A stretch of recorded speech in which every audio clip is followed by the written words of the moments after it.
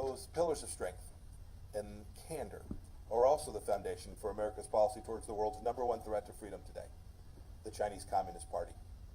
For 40 years plus, we steered a course correction.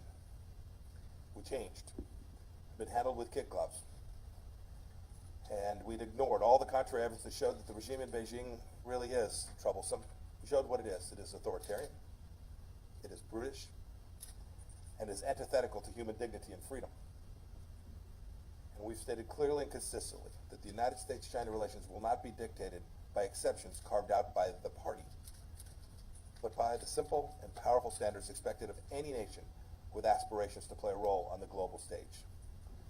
No more illegal claims in the South China Sea, no more coercion and co-optation of American businesses, no more consulates used as dens of spies, no more stealing of intellectual property, and no more ignoring fundamental human rights violations. And the party's atrocities in Xinjiang, Tibet, and elsewhere will not be tolerated.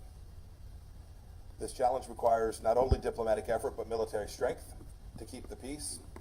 So this administration has made historic investments to enhance our armed forces and to focus their efforts and bolster our primacy in the region. Travel the world talking to our friends and partners about the CCP's nature and its intentions. I've told them that the West is winning. I've reminded them that we will prevail.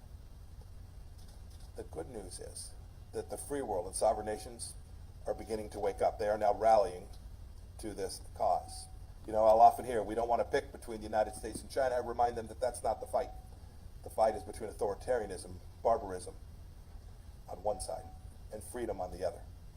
And so we've begun to strengthen the institutions that can achieve this objective. From the Quad to ASEAN to NATO, we've woken them up to the threat posed by this Marxist-Leninist monster. The urgency of this matter is now accepted all across the political spectrum, and it shows that the Trump administration has succeeded in making this important shift for American national security, and indeed for the freedoms of all humanity.